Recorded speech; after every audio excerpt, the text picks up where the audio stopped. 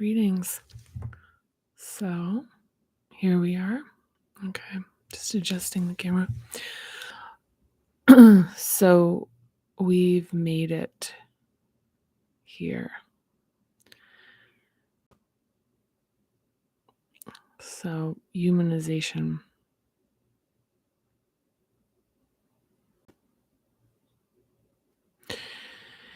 So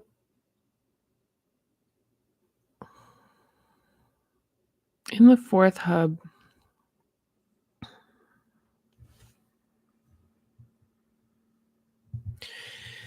we start with our relationship with ourselves.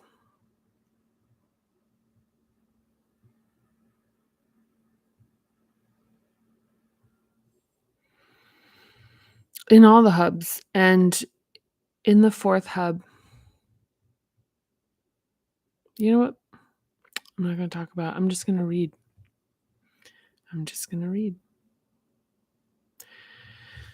So this is page 162.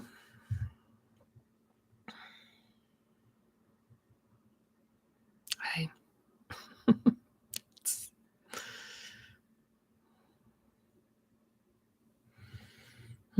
Okay. So the awareness within this hub ties into this shared fabric of our humanity. Most of us know inherently that no human being is superior to another, and that all people deserve love, dignity, respect, and safety. But the forces of dehumanization will have us convinced that folks put themselves in bad positions because they are characteristically bad or are paying the price of consequences. Keep in mind that we all make plenty of terrible calls, but some of us benefit from a significantly stronger and more fortified societal safety net that keeps catching us and bouncing us back.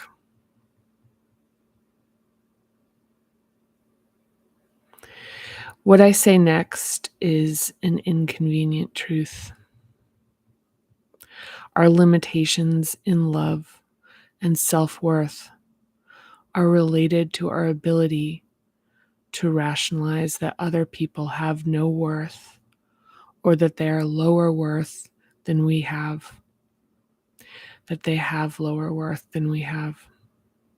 By holding the position that it's possible to be worthless, we place ourselves in a choking bind that creates feelings of worthlessness within ourselves, and that we're only a few bad decisions away from lacking value.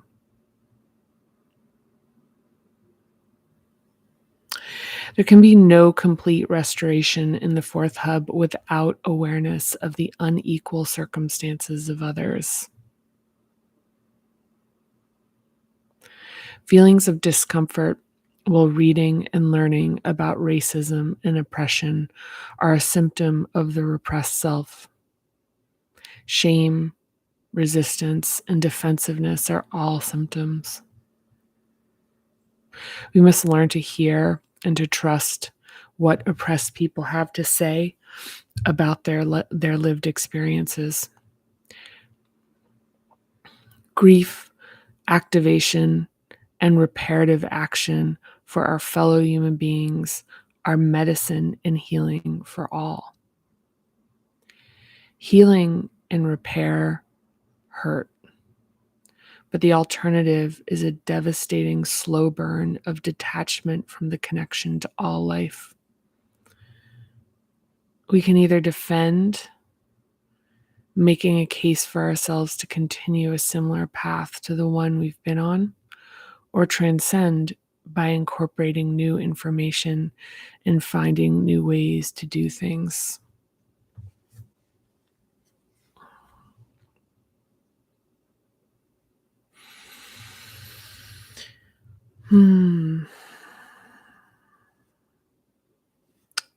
Yeah.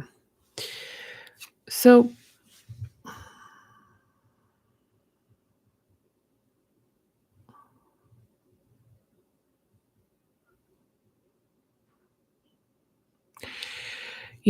So this section, the next part that I wrote about is industrialization.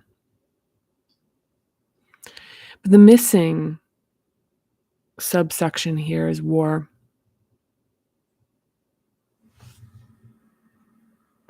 So the root causes of dehumanization.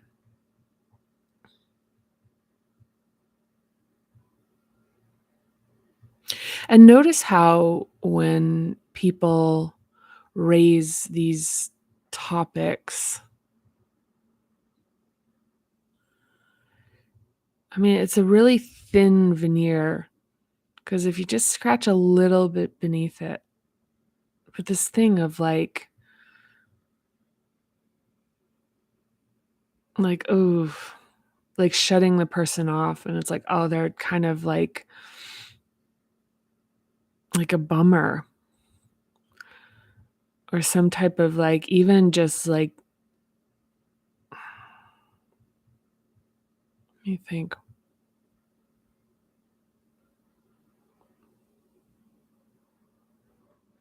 Yeah, just the thing where it's like, well, I mean, it's just, this is how it is, kind of thing. It's like, oh, well, and also the surfacing.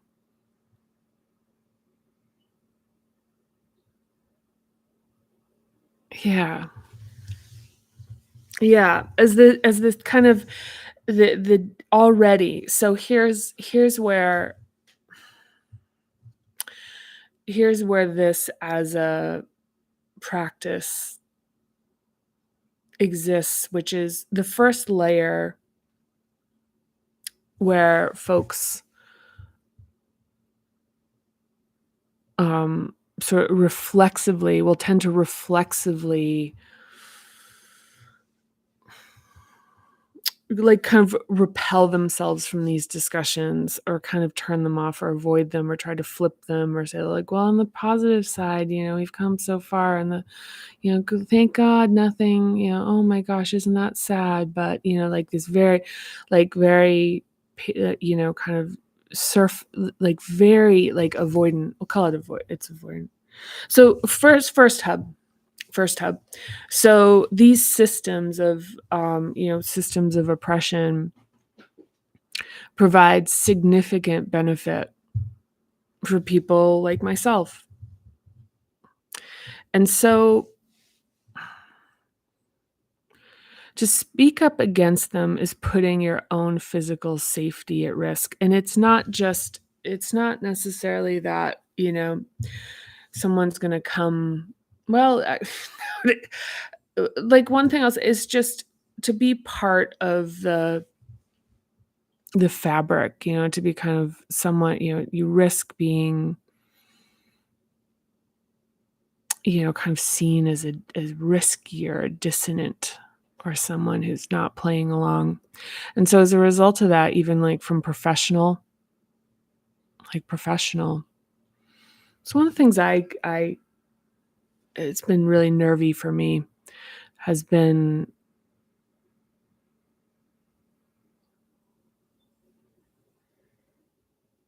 my relationship to my profession, because it makes me a lot of money, and I don't have a family safety net, or any, I have a societal one, being white and now having money and whatever, but there is that sense of like putting one's safety at risk. And there's, and for people in some countries, this has very real physical safety. So to speak up against that, I was gonna say nobody will break your door down, but people get disappeared all over the world for speaking up. The second is emotional, and I'll talk from this thing about having very low emotional capacity, like that's really epidemic in certain subsects. not going to name anything, actually. I'm not going to call anything out here, but this thing about being like, well, on the bright side, and like what people now call toxic positivity, is really related to just not having a capacity for difficult emotions. And what we're talking about are some of the most difficult, like in this hub, the stuff: grief, loss, dehumanization, and the causes of it, and our participation in these systems, are benefiting from these systems. So they're so contrived. They're so contrived, to like that you literally couldn't. You just it like literally is like the only way to stay like able to rationalize it. And let's talk about the tangle, the hairball, the polynomial hairball, which is that your circumstances, your early circumstances, and experiences shape your reflexes, how we're taught. And then those reflexes get beliefs to rationalize them. So the reflexes in the body, the belief system to rationalize it, and that creates reality. And that reality is projected out into the world. And that is reflected back. And then as a result, that just tightens the tangle a bit more by validating it, validating the reflex. Because it's like, yeah, see, this is how, and this is, and so what we see with, certainly with like many religious institutions, and governments, and I mean, there's this whole thing about like the system that has like no point of origin. It's like, well, it's like like what, it's like there's this like them thing, but it's like a collective adaptation. And the way I'll position it here is that it's like these belief systems that are associated with these reflexes, like how we're taught to think about women. Like it's like the smog we all consume. How we're taught to think about Black people in America, gay people. I'm thinking about America, but you think about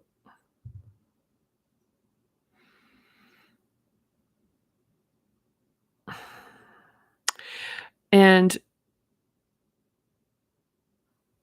instead of the direction with what we're doing here, which is that we look back at the reflex with consciousness and we make this malleable. We begin to loosen the hold it has on us, and we reshift our reality. The other option, and part of this is it's like these adaptations that we have in ourselves that like wind up being characterized, like we have these like internal demons, or there's something inside of us, original sin. Like, how fucked up do you need to be to look at a baby and think that this contains sin? And like, what happens to the baby that makes it, that transitions it from that purity into, the sinner, is that it's like, it's exposure to, other people that were once coming from this innocence. And like, what is it that has done this? And so this idea that the impact from these external forces, to like play this much of a head game with people, to try to make us believe that there's something wrong with us that needs to be redeemed by someone else. Someone else has the power. Someone else, some other man, some, some man has the power to redeem you. And by the way, how many people are, these folks are raising their hand and saying, yeah, I'll be that man. I'll be the proxy for him. I'll play that role for you. And the thing about, instead of going back into the reflex, is actually fighting for it. It's fighting for it.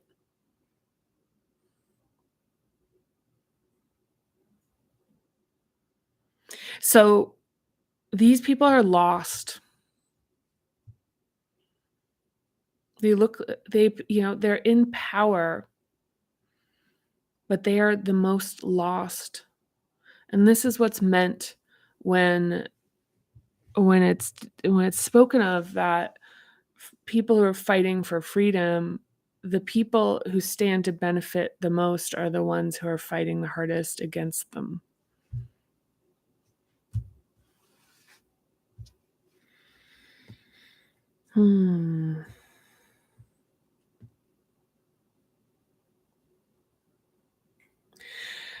But the work here and it's, yeah.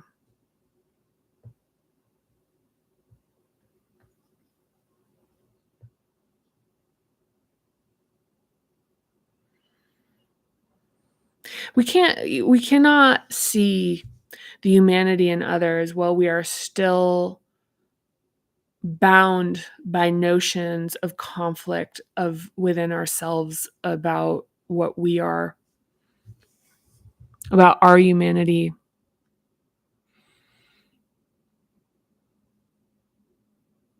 So it's just natural. I mean, it's just natural. It's a natural expansion in this process.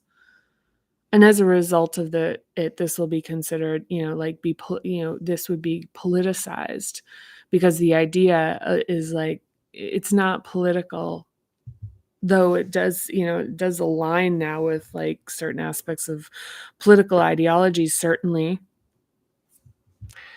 That's another story, or that's another conversation rather. But it's a natural outcome of this, is like, it doesn't need to start with the humanization of oneself. You are humanizing yourself by doing this, by doing these practices. You are like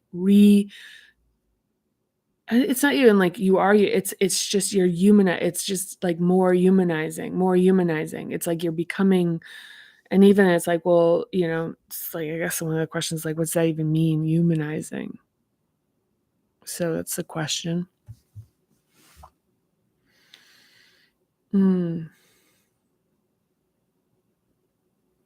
Yeah, I mean, to humanize, like, it's almost like dehumanizing. Like, it's almost like humanizing is just like is, and dehumanizing is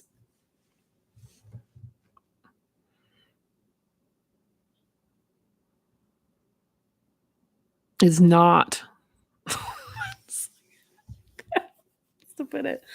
But okay.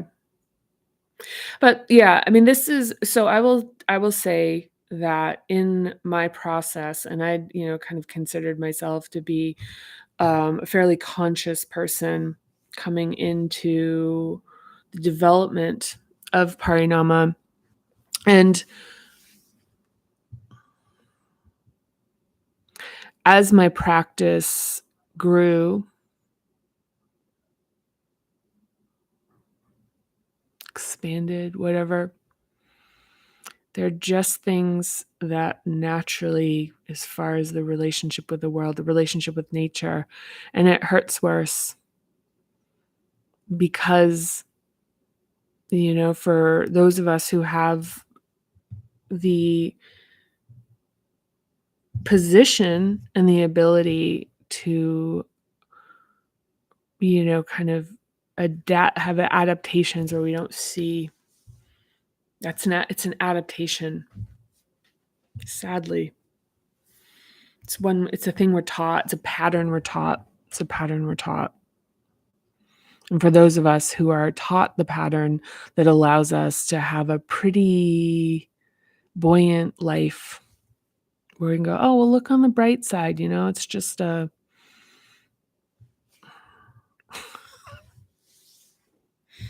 well, while other people suffer, it's like, look at, yeah,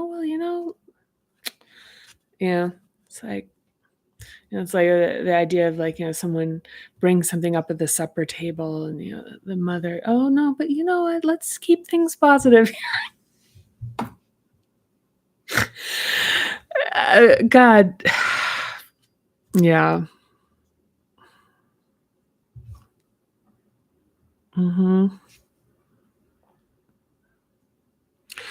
Yeah, it's an adaptation to not see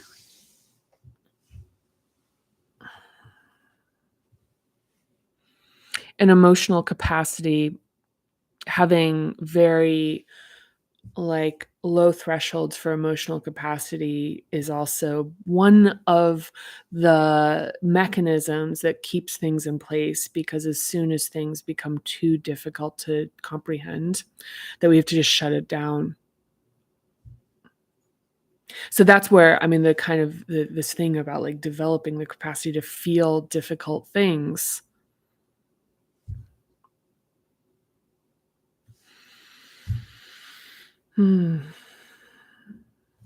Increase that capacity to be able to feel, increase that capacity to feel safe within yourself. Increase your knowledge that your power is coming from inside.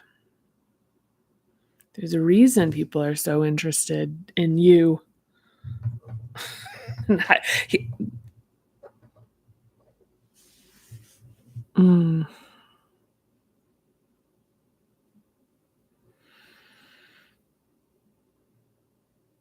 It's like people, it's like, yeah.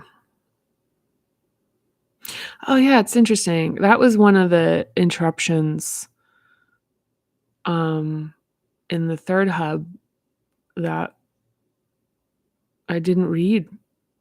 It was like one of the ones that didn't make it, which were like unfair deals. One of them is, working for an adult right now, working for, who supports a family, working for minimum wage.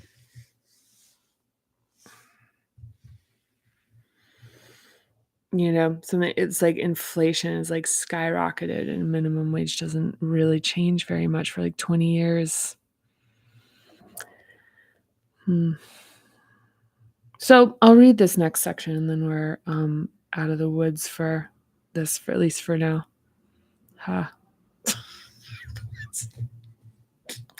Okay, so industrialization.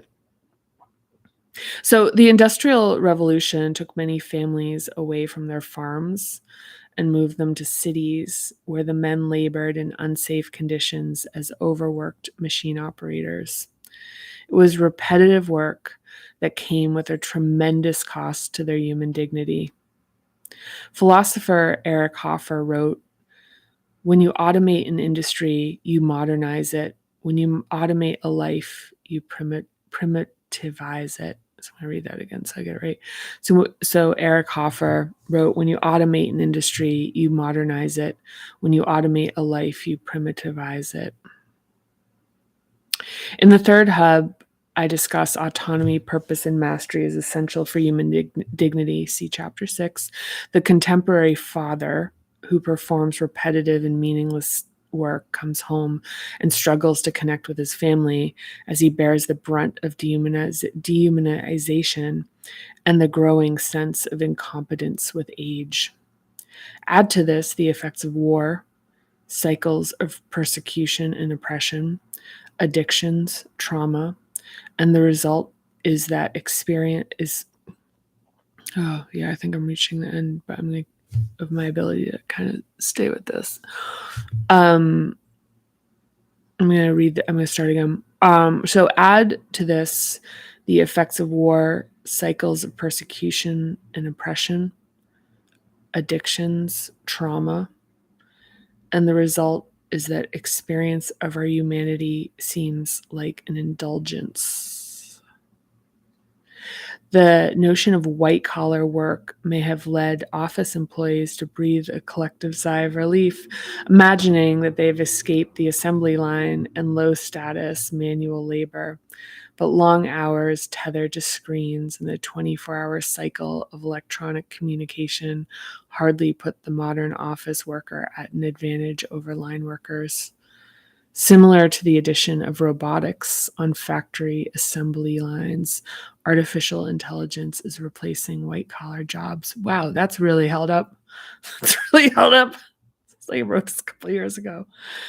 It was already happening then. So, similar to the addition of robotics on factory assembly lines, artificial intelligence is replacing white collar jobs. Your humanity is a high price to pay to a system that will leave you behind. The resulting heartbreak can be seen in the faces and lives of many people as they grapple with difficult truths about loyalty, belonging, and compassion, and providing for their families. So I will say I can even feel it surface in myself, the thing about like, well, you're being a bummer, or like, I don't really want to talk about that. You know, like bite the hand, don't bite the hand that feeds you, kind of thing. But you know, it's like if you're in the sort of LinkedIn world and in the professional world where I still sort of have like a toe in there, it's, you know, with like the layoffs right now, there was a period of time in 2022, beginning of the year, where, and even 2021, where the market was, for like the first time I'd ever seen, was completely, um, the power was in the workers' hands, and they were negotiating for salaries that were, you know, there was just a lot of power, and that just got shifted, you know, and you just see, I mean, how massively that got shifted with all the layoffs. All the tech companies just went full bore into laying off. And most of the people that they were laying off were the more senior folks who had the higher salaries. I mean, that's what you see. I mean, that was like, you know, anecdotally, but also, you know, they were going through and just cutting. So, yeah, you know, it's just, this stuff is just, it's inconvenient, and it really, I mean, you want to talk about, especially if you're a benefactor of, you know, a system of like I'll call it a system of that oppresses, because everyone, it's not everyone isn't oppressed in it. So to call it a system of oppression is almost a misnomer. It's a system that like has oppression as part of what creates an advantage for others. You know, so it's like if you're a person that's like, yeah, but I get 2 coins for every, you know, like turn of the crank, knowing that there's someone else like turning the crank with you, you know, who gets like 1 or half, you know, it's just, it's like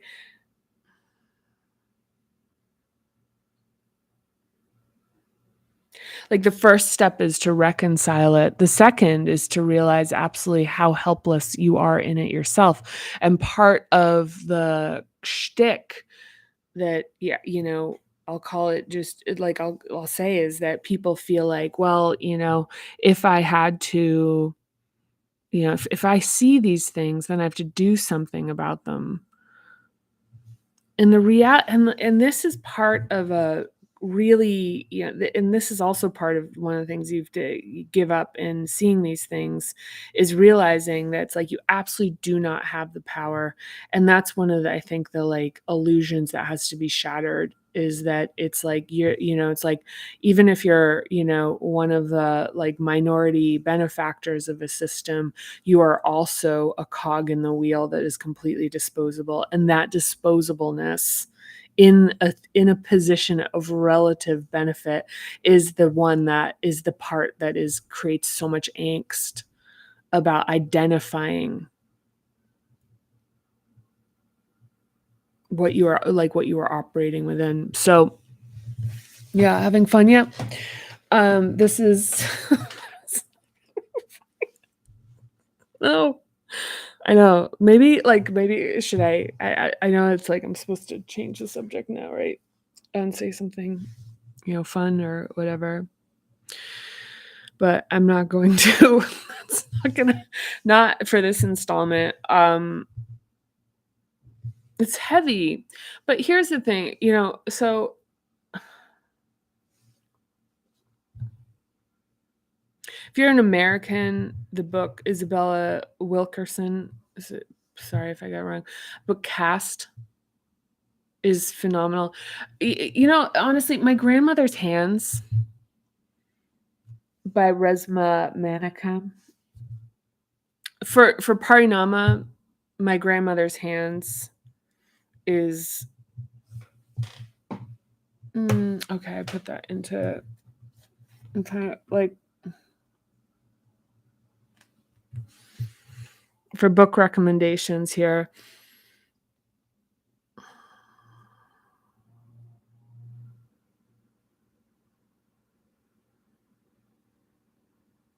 Yeah, I mean, I was really mindful. There was a lot of like reading and work and consideration, contemplation around racism in America, because it is it is deeply somatic. And this is something that it's like where people are like, I'm cognitively not racist, but they're physically fearful.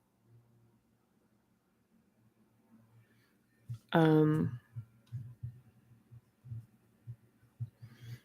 yeah. And that's it's in the reflexes, going back to reflex belief system reality. And the thing is with that is it's a very, I mean, it creates tremendous cognitive dissonance to imagine that these reflexes that we have within ourselves hold things like racism, like responses to oppressed people, like the physical discomfort that we're taught as a little kid. If maybe there was a black person and your parent kind of like pulled you in a little bit closer, right? Like just little, you're taught how to physically operate. And so this is the stuff that's like stored in our bodies for, as Americans, we've gone back 400 years. And so I mean, it's one of the reasons that, as white people, you look at white wildness with people, I've seen it in stores where I remember I just saw this, she was like a young girl in line at Chipotle, and the like young guy who was serving her like wasn't, he was just kind of like just making her a fucking Chipotle bowl, and he wasn't like doing it with great joy and enthusiasm. And there's just something that was activated in her, and there was like this kind of craziness in her eyes, and she just lit off, and everyone, just, and like in this yeah, and and this is the thing, it's like it's unconsciousness, like she was unconscious. And I think that's one of the things that's terrifying for people who are um victims of oppression, is that what they're dealing with now all of a sudden is something beneath cognition. And so these reflexes of terror and fear and panic, and that the person doesn't even understand. So you want to talk about creating a belief system around that reflex. It's like he wasn't being polite enough. It's like, no, you're racist and there's something fucking going on with you, and like you're getting activated. So it's like imagining for a Black person what it is like to think, I don't know who is like, probably assuming almost all, if not all, white people have that, but also not knowing what is going to set that off. Like that's just, there's always the opportunity for that to kind of get lit up. Like how terrifying that is. I mean, because of just like what I've seen from just like being a watcher, observer, and even in my own self, seeing feelings arise when I'm like lower energy, and like when I'm overspent, my nervous system budget is overspent, and seeing kind of like the angstiness and what arises, and being like, oh wow, it's not really, it's like, and like back to like creating belief systems around it. It's like things that we don't really want to know about ourselves.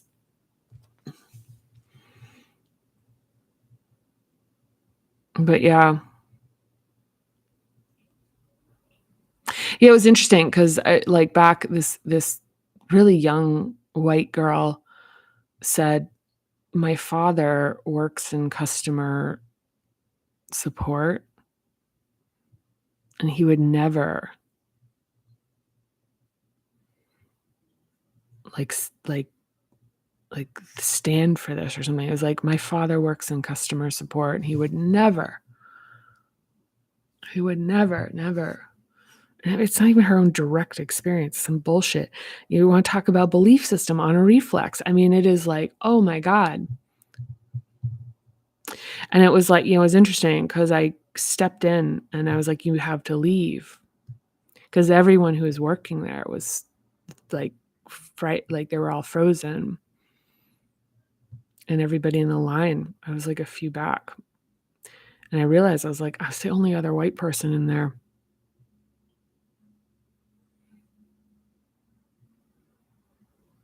And I had to tell them, it was interesting because they were kind of like, well, what did he do? And I was like, nothing. And they were all so traumatized. Like I could just see they're all frozen. It was like watching trauma happen in real time. They were all frozen.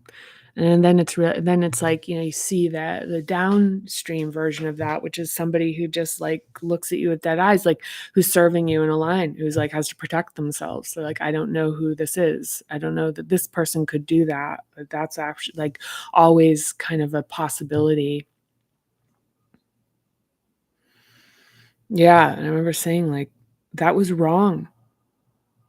That was wrong. I really want you to understand that was wrong. And I was fucked up about it for ages. But kind of a funny ending to the story, funny, happy, was that I was buying food for an event that was for an organization that supports representation. This like makes me a hero kind of story, so I'm actually not going to tell it.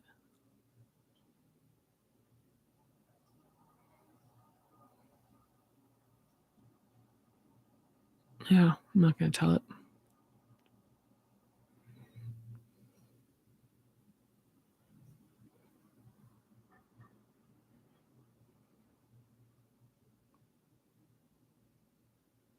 It's interesting, to watch that, to be like, I want to tell things from the perspective of me being on the right side.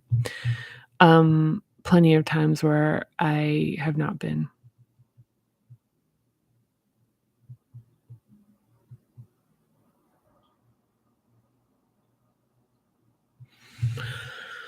Yeah.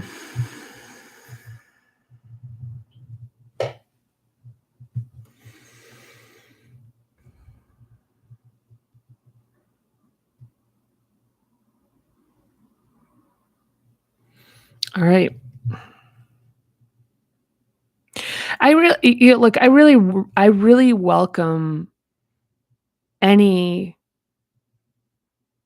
counterpoints on this, any discussion. I mean, the challenge right now with this is that I'm speaking to anybody basically on the planet who wants to hear what I have to say, which is kind of its own sort of thing, and its own level of vulnerability. But also the thing is that there's no discourse here. It's part of the challenge of kind of speaking into the void, where there's kind of a like boomerang timing where it's like you know so there's that. And so it's like, even if you're watching this now in the future, how one-sided it kind of is in that sense. There's like a hair in my eye.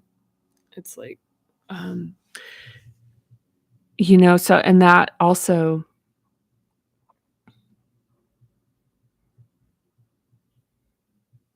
I feel like this is a discussion, and it's certainly what I'm willing to have.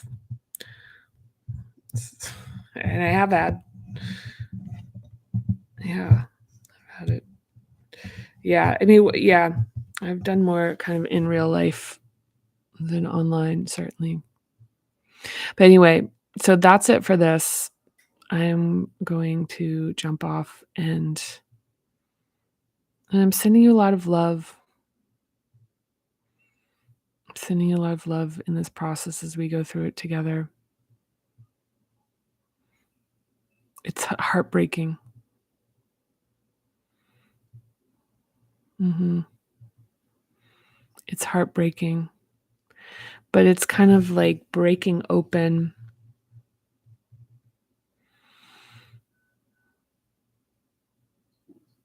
being able to like really breathe, being able to actually hurt.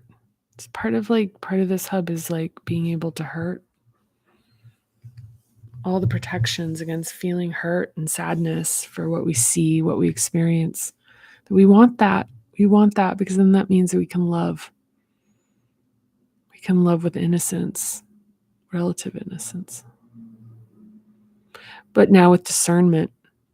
So we can love with the open-heartedness with discernment, because it's like, now that we know more about where to place our trust, now that we know more about how to build the right boundaries and form the right sangha, and even if it's just within ourselves, that we can love more deeply, even if this isn't, it's like with your cat, your dog, your few key people, but mostly yourself.